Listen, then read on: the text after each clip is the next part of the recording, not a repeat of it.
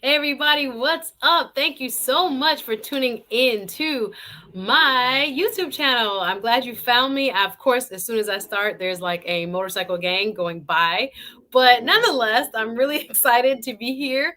I want to wish you guys a happy Labor Day. I hope you're having a fantastic Labor Day. Whether you are cooking, barbecuing, I have not gotten any barbecue yet. I'm still trying to ask around. Apparently, my friends weren't into it this year. My family is not having it. So I probably will go pick some up on the way to go see a cousin, actually. So anyway, how's your day going? Please don't be ashamed to tell me where you're watching from. Like, comment, share, and most importantly, subscribe. I want to hear from you, and I definitely want to hear about this topic and what you think about it, whether you are the friend or you are the person that needs the reality check. Whether you have been in a situation like this or not, I'm sure most of you can relate to being the bearer of bad news when it comes to a friendship. So I wanted to just kind of explore this topic today. It's an easy breezy kind of fun day, but I was watching uh what is it called, 90 Day Fiance the other way. I don't know if you guys are into this show, 90 Day Fiance. I was into it a lot, maybe like 2 seasons ago, but I'm kind of missing some of the backstory in between the Other Way series now that is currently on. But nonetheless, if you don't have to watch the show to get into this conversation, but nonetheless, I was watching something last night that had to do with a particular couple, a woman from out of Oregon, and she was getting ready to move to a place called Providencia. I think it's off the coast of South America or Central America. Forgive me if I'm wrong, but I know she's moving to Providencia, and I love doing it with the Spanish accent. I really, because I took all them years. I don't really speak it very well, but I took all them years, so you got to get a little bit of the roll. So anyway, long story short, she was leaving her life in Oregon as, I think, a entrepreneur. She owned a pizza place, a company where a restaurant, I should say, where she was into making homemade pizza and had a good, life. And she decided to pick up this life and go marry and commit to the new boo. Well, of course, it gets a little juicier than that because he has cheated on her in the past. And she broke up with him, told all her friends everything that was so terrible about this guy. And then all of a sudden, I won't say all of a sudden, but gradually, you know how they do, ladies. They creep back into your life. All of a sudden, you get that text, you get that DM. And all of a sudden, you're like, whoa, I was done with you. I had closed that door. That's why you got to block. FYI, that's what you got to block. But nonetheless, she ends up rekindling, or they end up rekindling a relationship. And not to go into too much detail, but the ancillary facts are there that she was broken up with someone because they were unfaithful. She has now decided to give it a second try. She is permanently planning to move from her home and her life in Oregon to Providencia with this gentleman. So she, in this episode, is telling her friends, she hadn't told them yet. She was just telling them that she was going for a visit. She hadn't told them yet that she was going permanently. So, of course, it was like a Friendsgiving type deal. I guess these were pre-recorded. And she was having a little bit of anxiety, on her sidebar interviews in between what was actually happening live. She kept saying, oh, they don't know. They don't know that this is going to be forever. And I'm kind of afraid to tell them. So wait a minute. Let me back up. It's always interesting when people are afraid to tell people the truth, or a real interesting leap of faith that they're taking, because yes, there's some hesitance because not everybody's going to buy into it. People are going to question it. People are going to maybe figure out that there's some other way that you could handle the situation, or maybe that you shouldn't be doing that any at all. She seemed like she knew it was kind of a bad idea. Not bad, but that there was going to be a lot of critique of the idea.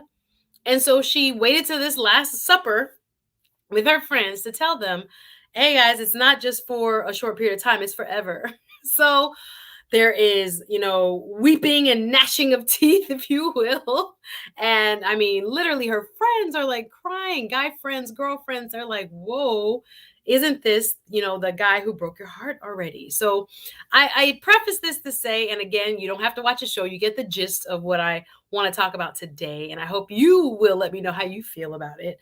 It is a very sticky situation when you find yourself being someone's close friend and then realizing that what they're doing, or a plan that they have, may not be the best choice for them at this time. Now, again, that's all in your opinion. That's with you using A, common sense, B, knowing the person through the friendship, and C, just wanting what's best for them, wanting the best outcome for them.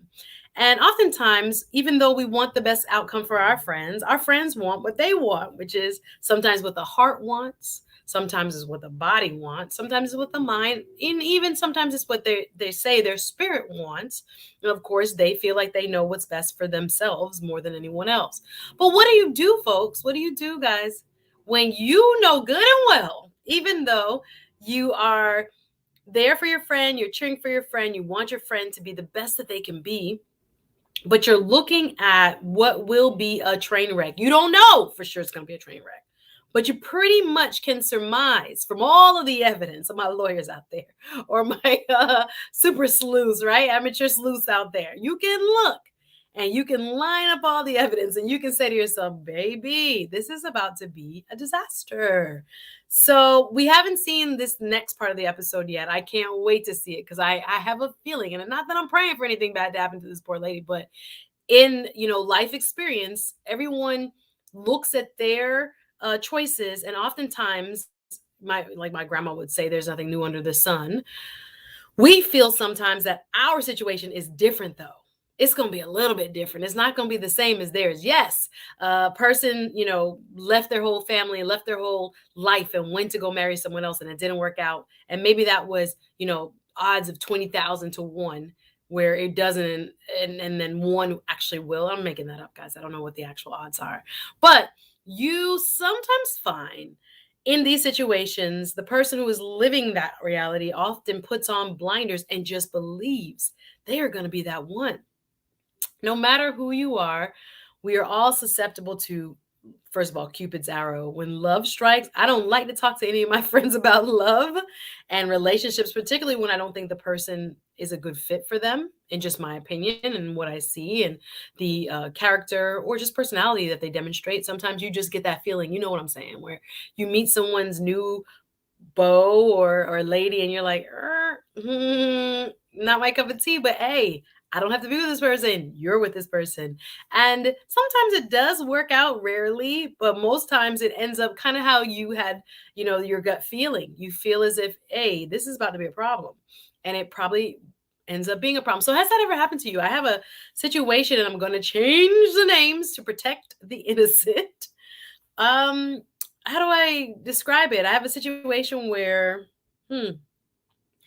I don't even want to go into the detail of the person where they work, but I'm looking at their situation, and I just sometimes wonder if they are, self-aware enough, or do people put blinders on, and sometimes just because they've made a choice, they are invested in making sure the choice is the correct one.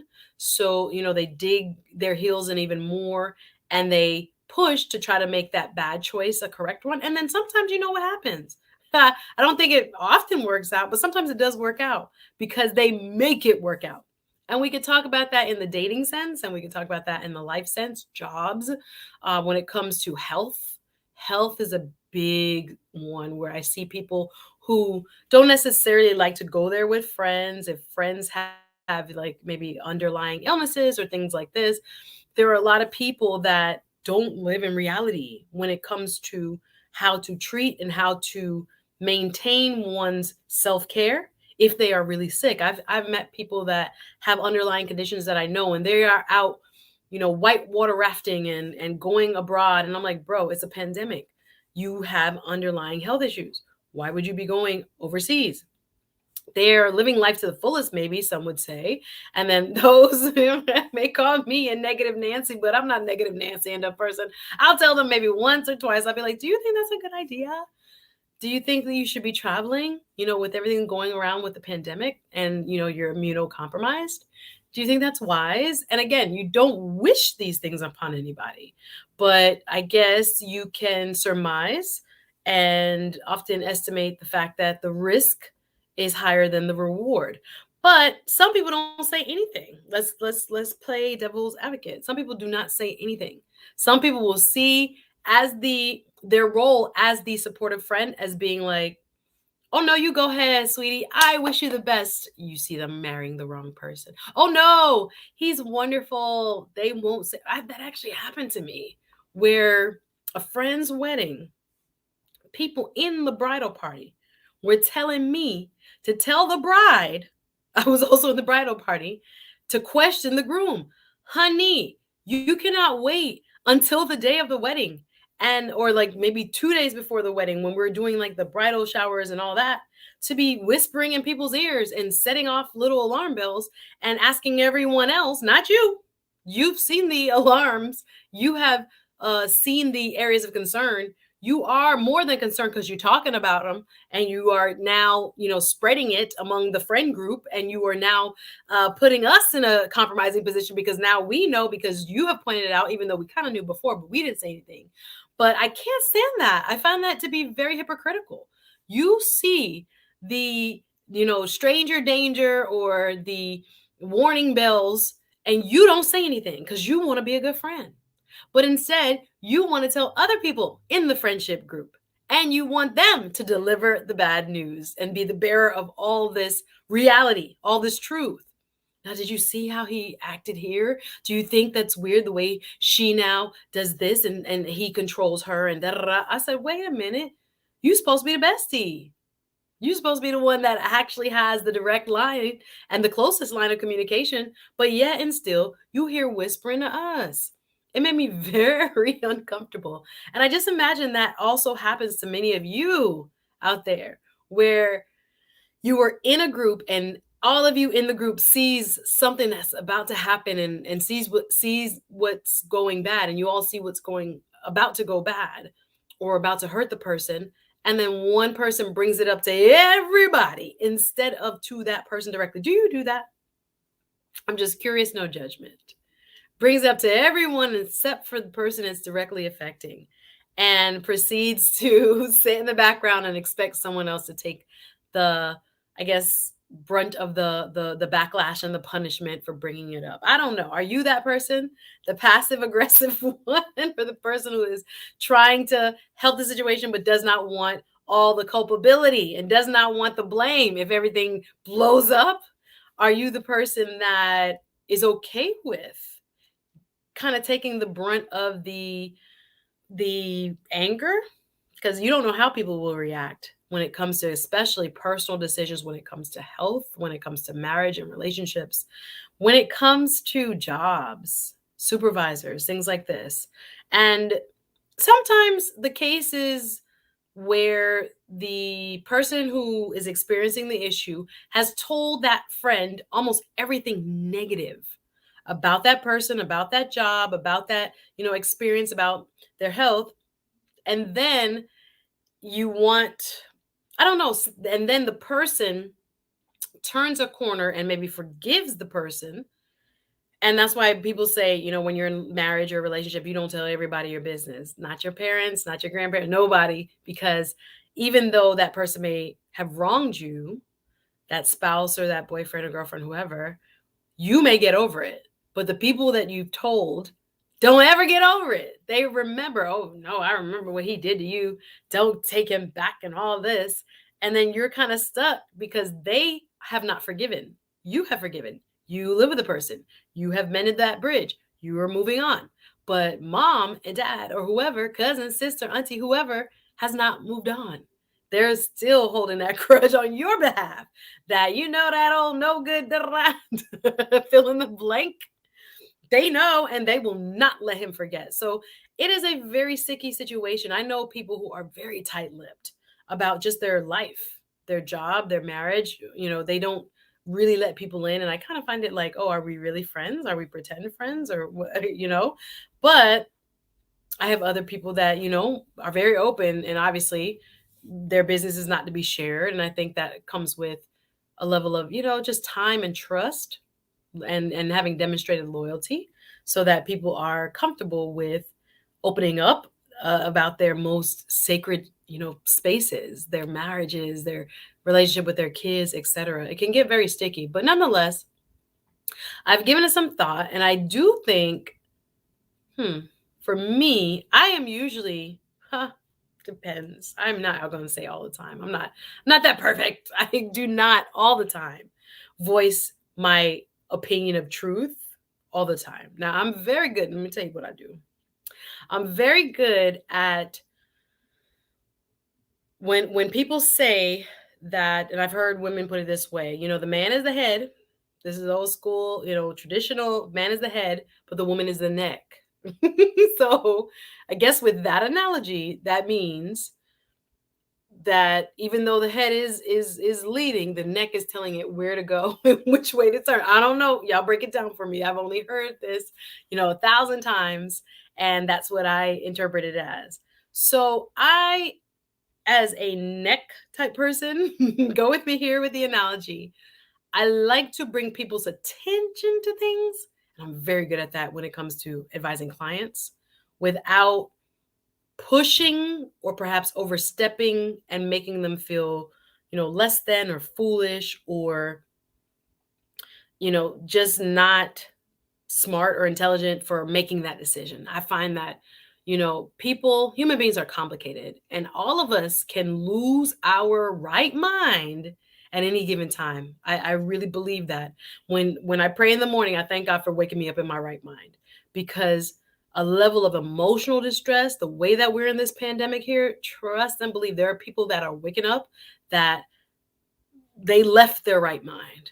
Like, mental health is real. When people are stressed and, filled with anxiety and all the, economic pressures and social pressures and marital pressures and familial pressures, you name it, that add up, as well as just life, the bills keep coming. People are, still depending on you. There are still mouths to feed and all the rest of that. When I think about, all the times that I see others make, say, questionable decisions, I don't necessarily look at it as like, man, I'm smarter than that. Why are they not smart enough to see? No, no, no, no, no. I realize that there are so many times that we as human beings can be very susceptible to making decisions that don't always suit us or serve us because of added external factors such as stress and peer pressure and social or familial expectation of family. Break that down. There are some times where I really look at my friends and I'm like, dang, I wish they wouldn't do this. But if I walked in their shoes and experienced that social pressure, that familial pressure, that economic pressure to go get that, bring home that bacon and fry it up, it will make you do certain things that as an outsider you can't ever, you can't relate to, and you can't see why it would be the better choice to, serve the outcome that they're looking for. So I do give it up to a lot of the friends who things are happening to for being strong enough to hold that fort and say, like, I know myself, I know what I want, I know this is the beginning for me with this person, or going back to that person, or experiencing, that job or that move or travel or whatever it is. In your heart it's the best thing. I also do not only give hats off to the person that can withstand the judgment, but the truth teller. Let's take the truth tellers on right now, because I don't mean people just being outright nasty or just, condescending or I told you so for the sake of wanting to feel bigger than someone. That's not what I'm talking about. I'm talking about in love, when you have to say something that you really don't want to say, when you are looking at that person and you're thinking, God, this might be the only chance I get to say this. And I have to, in order for hopefully them to know how much I love them, and I don't want to see them hurt, or I don't want to see their path, just, mangled and go astray, and see them go astray. So back to how I do it. Yes, I was the neck. I forgot. It was the neck.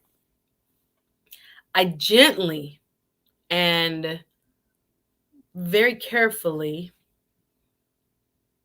gingerly, Some people would say with kid gloves. I can't say all of the adverbs you want, but I generally try to ask questions to allow them not to, explain to me per se, but allows the person to think and maybe consider a perspective they have never considered. So, for example, particularly in law, I guess it's like a good cross examination where you're not, well, no, I'm not, because if I'm crossing someone, I'm trying to tell a story through them. Let me change that. It's more so like just a very good initial inquiry into like why you take a case and why this case may or may not be valuable. You need to get to the nuggets, the drill down to what really matters. And I feel that when I do it that way through questioning, instead of like, you need to do this, or you can't do that, or you shouldn't date him, or whatever the scenario is, fill in the blank, I'm much more apt to get a not only positive, but an open heart.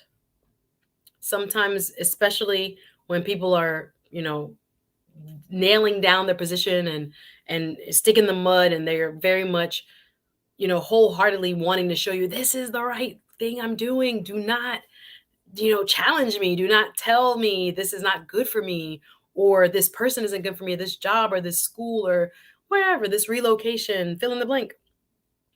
When you get to that point, I always start with, and especially when they've already been like, "Bah, bah, bah, bah, this is what I need to do and what I'm going to do it.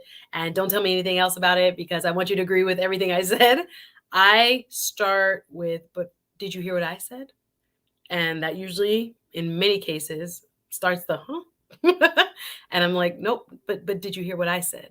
Because you're ready to present. Most of us are ready to listen to defend, and of course, not listen to hear. We are more ready to respond and then than to take in the information that someone is just giving us in order to evaluate it against our opinion and then draw maybe perhaps a different conclusion. That doesn't always happen, particularly when people are directly addressing a sensitive subject. So expect defensiveness, expect people to feel, challenged and uncomfortable and come back at you. That's the attitude. That's the hold on. No, no, no, no, no. Let me talk about your situation. That there are people that will definitely not only get defensive, but turn back around and hold on, sis. Now your last boyfriend, and you like, hold up, hold up, hold up. Why are we getting personal? Why are we going through, laundry lists? I know your life, you know mine.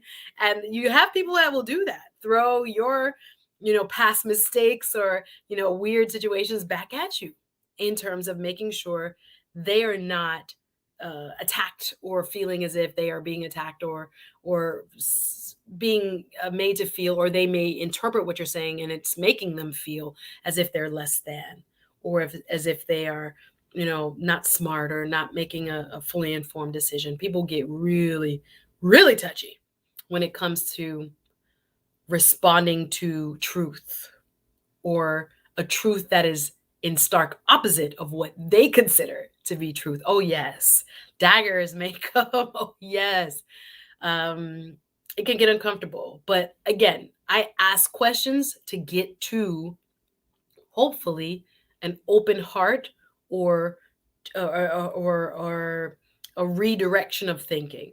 It is not easy to do. You have to evaluate through listening and watching body language and anticipating where that person is going. That's the beauty of being just, I think, an insightful person. You don't necessarily have to be a lawyer to do that. That's some grandma wisdom, as far as I'm concerned, where you can tell through body language, through tone, and just other context clues in a person. This is the part that's really hurting them. This is where they're really going to pick up that dagger and say, nope, don't go there. You're my friend, but don't you dare go there.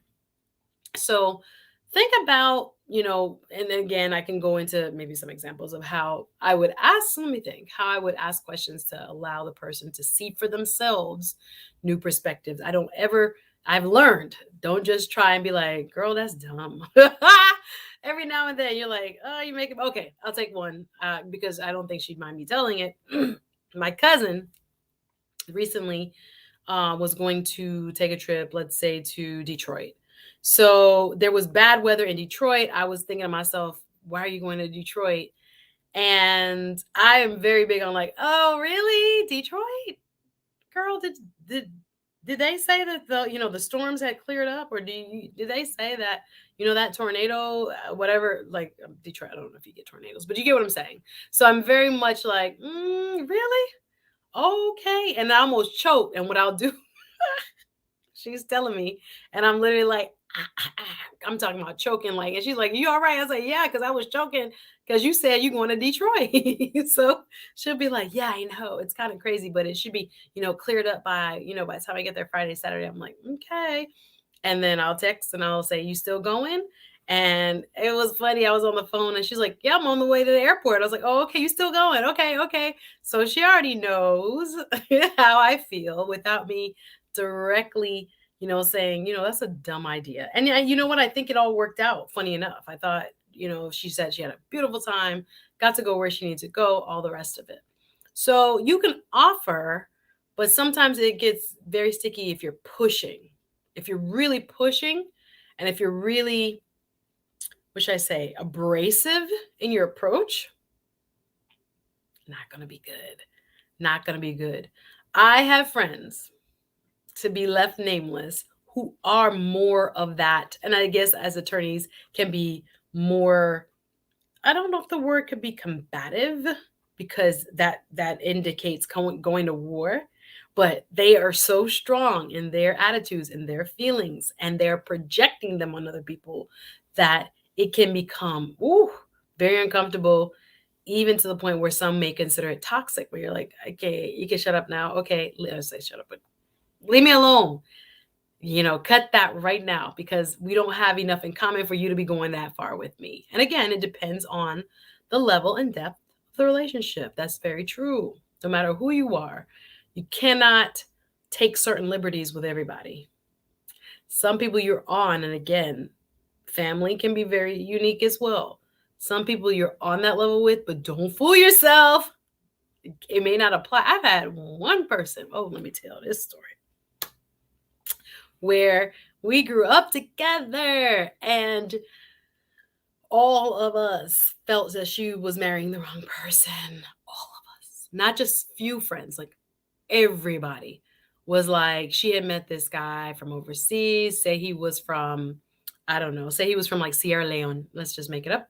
Nothing wrong to my Sierra Leonese, I guess. I don't know what the the name would be, but nothing wrong, just making it up. And she had met him like on a one night in Vegas type deal, and then kept the contact and decided to go ahead and marry this person. And we were kind of like, hold up, that's very extreme. None of us had ever heard of such a fairy tale, if you will. And we were very concerned.